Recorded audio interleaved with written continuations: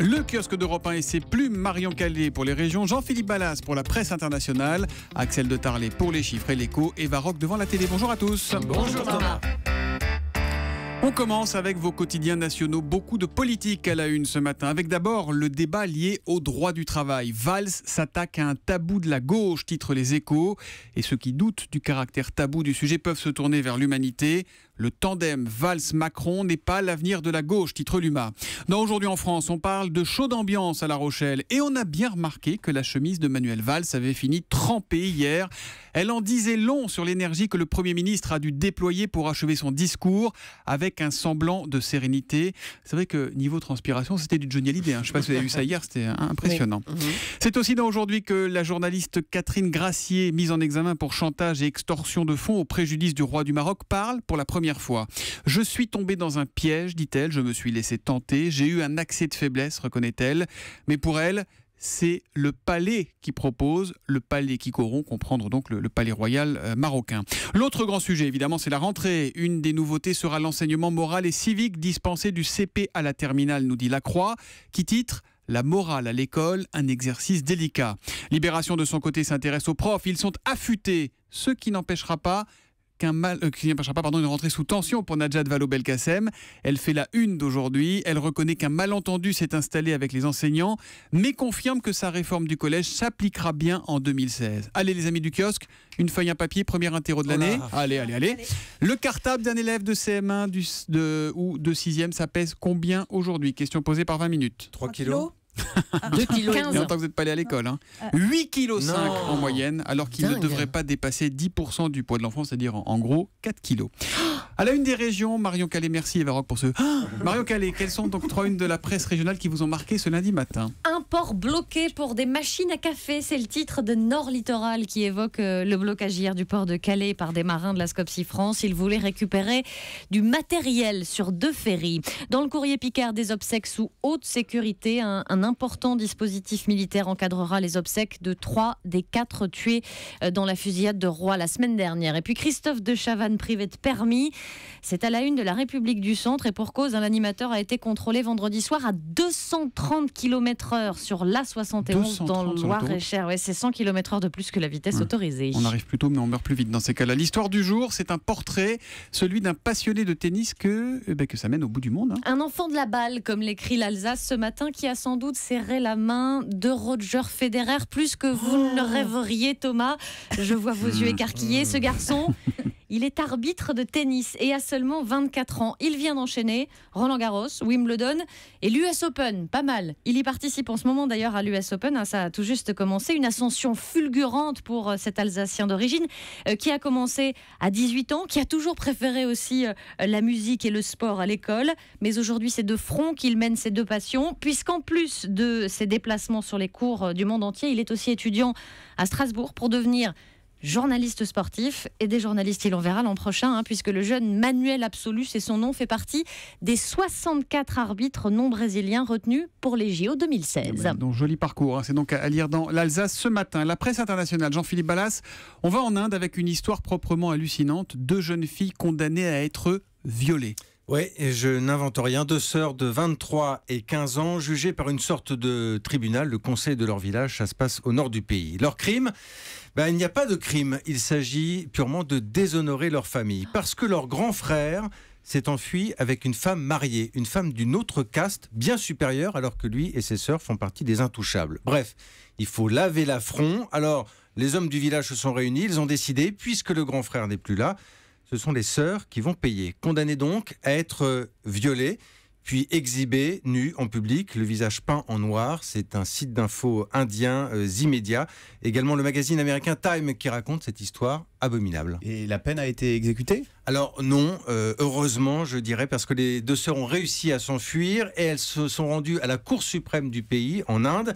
Elles réclament aujourd'hui une protection et désormais elles ne sont plus seules dans leur combat. C'est ça la bonne nouvelle, puisque Amnesty International s'est saisi du dossier, fait circuler une pétition. Il y a déjà plus de 100 000 signatures. Cette histoire est en train de faire le tour du monde. Amnesty qui dénonce évidemment une peine abominable, injuste. Il faut savoir que les pseudo-tribunaux de conseil de village en c'est pas la justice indienne, on est bien d'accord. Illégaux, et on va suivre bien sûr ce dossier. On vous donnera des nouvelles de ces deux sœurs. Axel de Tarlet, à la une de l'Écho, vous avez le sourire vous ce matin parce que Eni annonce la découverte du plus grand gisement de gaz en Méditerranée de l'histoire. C'est à lire dans le Financial Times et ça vous met en joie. Voilà, alors Eni, c'est le Total italien, c'est la compagnie pétrolière italienne, et ils ont trouvé au large des côtes égyptiennes, à 200 km, le plus grand champ de Méditerranée de pétrole. Il y a 850 de gaz, il y a 850 milliards de mètres cubes de gaz dans un carré de 10 km sur 10 km. Alors évidemment, c'est une fantastique nouvelle pour l'Égypte qui en ce moment a des difficultés économiques avec la chute du tourisme. Il y a Matteo Renzi qui a même téléphoné au président égyptien Al-Sisi pour discuter de l'impact de cette découverte historique. Je cite pourquoi ? Parce que ça pourrait changer la donne. C'est-à-dire qu'aujourd'hui on se fournit exclusivement, principalement en Russie. Du coup on pourrait avoir une alternative.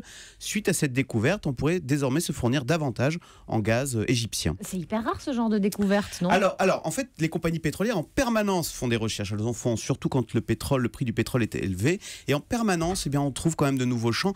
Et surtout, ça valide ce que disait la semaine dernière le patron de Total dans une interview aux Échos. Il disait, vous savez, en permanence, on nous annonce la fin du pétrole, la fin du gaz. C'est pas vrai. Parce qu'en permanence, on fait des recherches. Les progrès technologiques fait qu'il y a de nouvelles techniques qui permettent d'exploiter toujours plus de gaz, toujours plus de pétrole, et la plus belle preuve, c'est le pétrole et le gaz de schiste, cette nouvelle technique, ce qui fait qu'on a l'impression que la fin du pétrole et la fin du gaz, ça n'est pas pour demain. Alors ça pose des problèmes d'écologie, puisque ce sont des énergies qui émettent du CO2, même si là, en l'occurrence, le gaz est la moins sale des énergies fossiles, c'est la plus propre même. Petite question pratique, c'est celui qui dit qui est. Dans ces cas-là, c'est Eni qui a trouvé, donc c'est Eni qui pourra exploiter. Non, c'est l'Égypte qui est propriétaire et qui va mandater Eni pour exploiter ce gaz, et Eni récupérera, mettons, 10% du prix du gaz vendu. Et tout ça, ça va pas faire plaisir à Vladimir Poutine, j'imagine.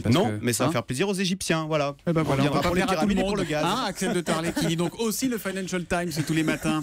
À la télé, ce soir, à 20h45, Arte, il faut regarder objectivement, oui, nous dit Eva Rock. C'est un nouveau programme court, ça dure 3 minutes, donc il ne faut pas que vous le loupiez, sinon vous irez le regarder sur le site d'Arte.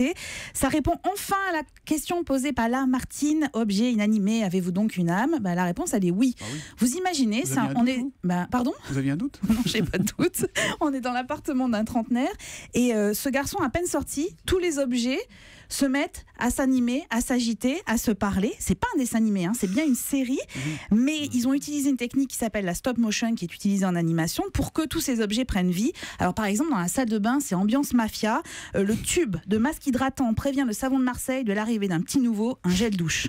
Il y a les médocs qui ont vu arriver quelqu'un à leur étage. Il y aura un savon liquide verveine citron, comme vous, patron. Un petit gars du Sud qui aurait la giclette facile, si vous voyez ce que je veux dire. Ah, d'accord, c'est comme ça qu'ils veulent la jouer. Eh ben, ils vont voir si je suis qu'une bouche, moi. Ils croient quoi, ces petites bordilles, dans leur placard pourri ? S'ils veulent qu'on s'engraine, eh ben, on va s'engrainer. C'est un peu ambiance Pasqua, mais ça, c'est dans la salle de bain. Dans la cuisine, on est plutôt anticapitaliste. Marie-Astrid, c'est une assiette en émail. Elle est en guerre avec le carton à pizza. Pardon, Marie-Astrid est donc une assiette en émail qui vous parle. Vous êtes fatigué, vous, ce matin. Allez voir. Elle est en guerre avec le carton à pizza qui lui vole un peu son boulot. Heureusement, Robert, dit Bob l'éponge, joue les syndicalistes. Moi je sors peut-être pas souvent, mais c'est pour les grandes occasions. Vas-y, moi aussi en grandes occasions. J'ai fait toute la Ligue des Champions. J'ai fait la première saison de Breaking Bad. J'ai fait la deuxième saison de Breaking Bad. Ah ouais ? Moi c'est mariage, baptême. Et dîner de gala. Ça suffit, Marie-Astrid, je te préviens. Le directoire parle de te relocaliser. Ah ouais ? Et il va faire quoi le directoire ? Tu peux me le dire ? Il va te taire, vieille dame. Franchement, alors outre la réalisation, c'est hyper drôle. Outre la réalisation qui est bluffante, c'est drôle, c'est enlevé, c'est très très bien écrit. Il y a une critique toujours de la société qui est sous-entendue. Toutes les scènes sont pas réussies, je vais être honnête, mais j'ai eu un vrai coup de cœur pour la série. Et puis franchement, plus jamais vous regarderez votre brosse à dents de la même façon quand vous aurez vu la série. Pourquoi Eva Rock parle à sa brosse à dents quand elle arrive le matin. Ça s'appelle Objectivement, c'est sur Arte à partir de 20h45 du lundi au vendredi. Par ailleurs, il y a du nouveau ce soir sur les JT, Eva. Oui, il y a beaucoup de nouveaux, notamment sur TF1 où il y a un nouveau plateau, présentateur plus souvent debout, et puis surtout un journal qui est divisé en 3 temps, identifié par des codes couleurs que vous allez voir apparaître sur un écran géant. Et sur M6, ils font plutôt appel à la réalité augmentée avec une table hyper moderne et des incrustations numériques.